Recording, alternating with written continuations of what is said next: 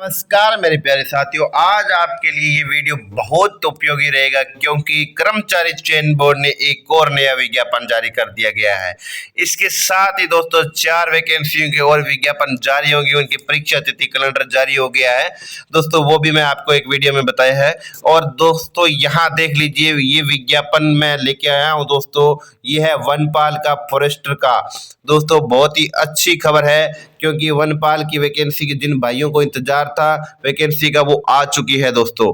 ये दोस्तों वनपाल के लिए पहले बात कर लेते हैं, कौन फॉर्म भरा सकता है, कौन इसकी योग्यता रखता है। जिसने समान पात्रता परीक्षा सीईटी 12th लेवल की योग्य है, पास कर ली थी, उन विद्यार्थियों के लिए ये विज्ञापन है। वो ही अभ्यर्थी इसमें आवेदन कर सकते हैं, जिनका पास नहीं वो नहीं कर सकते। कितनी पोस्ट है दोस्तों, हम बात कर लेते हैं। 213 और कितनी है टीएसपी की, इसमें 46 पोस्ट टोटल है, 259 पोस्ट दोस्तों।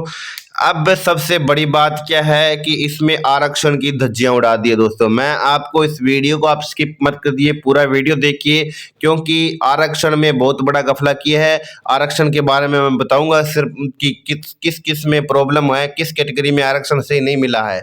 चलिए दोस्तों हम जानते हैं आगे। यहाँ देख लीजिए दोस्तों कि सीईटी स्कोर की प्रक्रिया ये तो बताई गई है।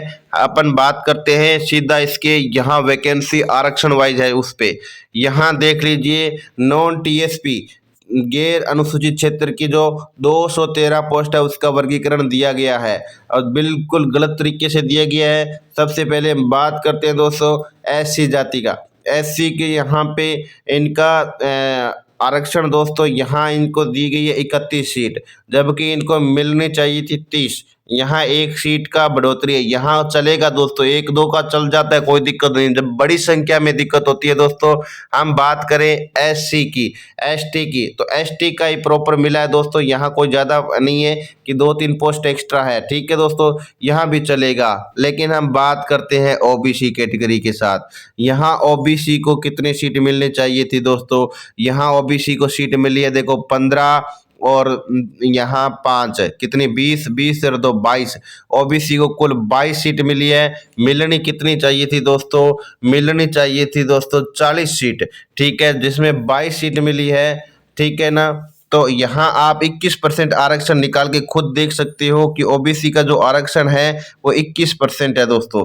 21% यहाँ आपको मिला है, नहीं आप कैलकुलेटर से या अपने तरफ से आप यहाँ निकाल सकते हो। 21% के आप देखोगे तो यहाँ आपको सीट मिलनी चाहिए थी दोस्तों 44, सॉरी दोस्तों, यहाँ 44 सीट मिलनी चाहिए थी, लेकिन आपको मिली है 22, ठीक है, 44 में। तो यहाँ आपको 22 सीट आपकी गफलाबाजी कर दी गई है। वो 22 सीट किस कैटेगरी में ऐड की है दोस्तों, वो 22 की है यहाँ पे जनरल में, यानी ओबीसी की 22 सीटों पे बहुत बड़ा आरक्षण में घोटाला हुआ है, ये आप बात करेंगे। हम बात करते हैं दोस्तों अति पिछड़ा वर्ग की। इनको प्रॉपर जो आरक्षण मिलता है वो बिल्कुल सही मिला है क्योंकि 5% के अकॉर्डिंग है, ये सही है। ईडब्ल्यूएस भी सही है। यहाँ 12 जाति जिले के शहरिया की इनकी एक भी सीट नहीं दी, यहाँ भी अन्याय हुआ है। तो सबसे ज़्यादा सीट दे दी गई है दोस्तों यहाँ जनरल की। यहाँ आप देख सकते हैं कि जनरल को सीट कितनी मिली है, 71 और 20 कितनी होगी दोस्तों, 91, 91 और 2 होगी इसमें दोस्तों। यहाँ देख लीजिए 93, 93 और 8 होगी कि दोस्तों 101। जब जनरल को यहाँ 101 सीट मिल गई है दोस्तों, जो कि ओबीसी के काट के दी गई है। इसमें हम बात करते हैं हॉरिजेंटल आरक्षण की। तो हॉरिजेंटल आरक्षण में देख लीजिए एसिड अटैक की 13 पोस्ट है, जनरल की 12 है, भूतपूर्व सैनिक के अंदर, और एससी की 3, एसटी की 3, ओबीसी की 2, एमबीसी की 1, ईडब्ल्यूएस की 2 और उत्कृष्ट खिलाड़ियों के लिए 4 पोस्ट है दोस्तों। अगर ये पोस्ट इन्हीं ऊपर वाले में से इनमें जाएगी तो इनके पास कुछ नहीं बचेगा। तो दोस्तों ये बड़ा अन्याय है, इसका विरोध करेंगे, अपन आंदोलन करेंगे, विभाग को दोबारा सूचित करवाएंगे।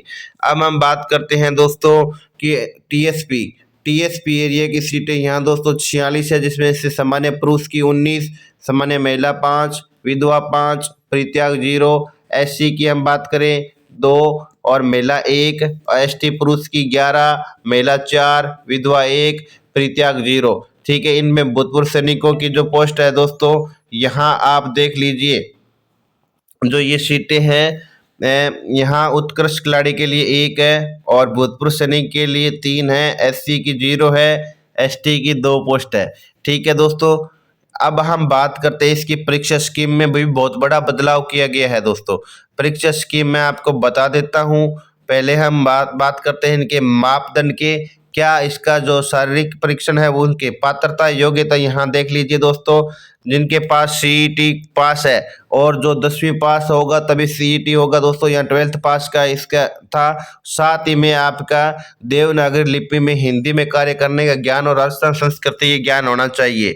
ठीक है दोस्तों, अब हम बात करते हैं इसके यहाँ इसकी शारीरिक मापदंड की। शारीरिक मापदंड के लिए पुरुषों की जो ऊंचाई है वो हाइट होनी चाहिए 163 सेमी और महिला की होनी चाहिए 150। ठीक है, जबकि सीना होना चाहिए पुरुषों का 84 बिना फुलाव के और महिलाओं का 179 और 5-5 फुलाव के होना चाहिए, 5-5 सेमी फुलाव का होना चाहिए।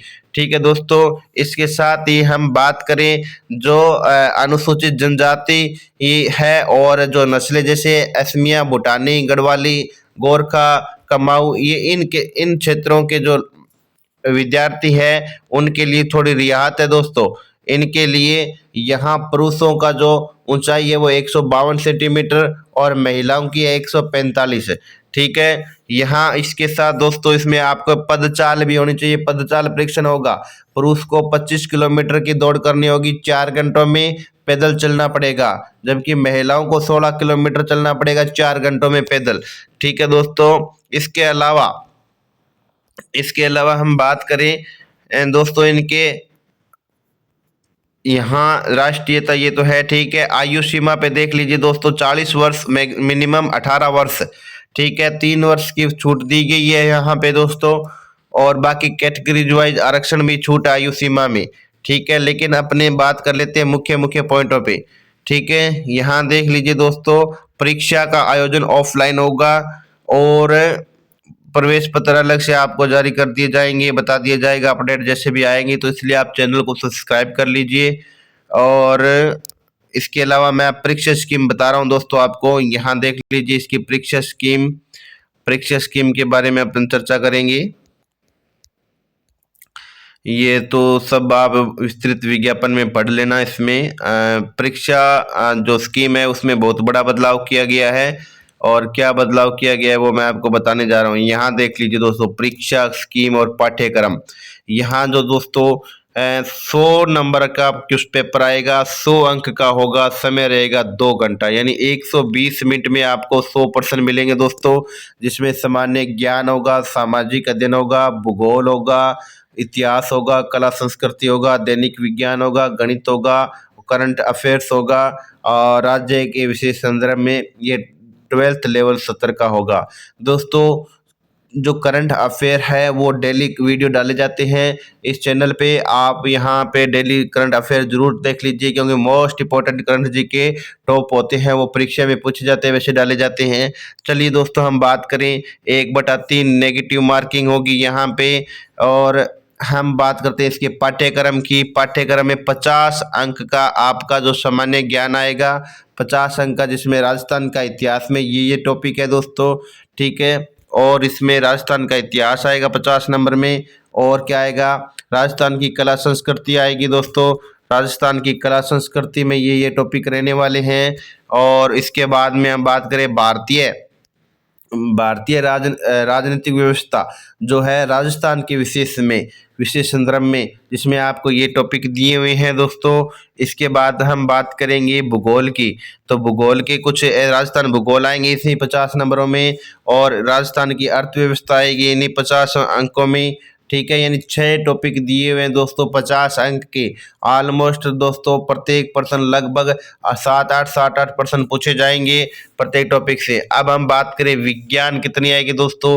विज्ञान का अच्छा खासा वेटेज है दोस्तों, यहाँ 20 अंक की विज्ञान आएगी, 20% आएंगे। ये विज्ञान का सिलेबस है दोस्तों, सिलेबस के बारे में हम अलग से चर्चा करेंगे। यहाँ दोस्तों गणित है, तो गणित के अंदर भी 15 अंक का है। गणित में भी सिंपल टॉपिक दिए हैं।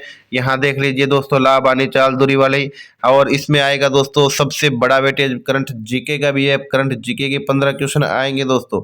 यह देख लीजिए और पांचवा विकल्प होगा, इसमें भी 1/3 नेगेटिव मार्किंग है दोस्तों। और जैसे भी नई अपडेट आएगी तो सबसे पहले आपको इस चैनल पे बता दी जाएगी, इसलिए वीडियो को ज़्यादा से ज़्यादा लाइक करना और चैनल को सब्सक्राइब कर लीजिए, क्योंकि पर डे आपको यहाँ बिल्कुल फ्री में आपको क्लासेस दी जाएगी। Thank you for watching video, best of luck.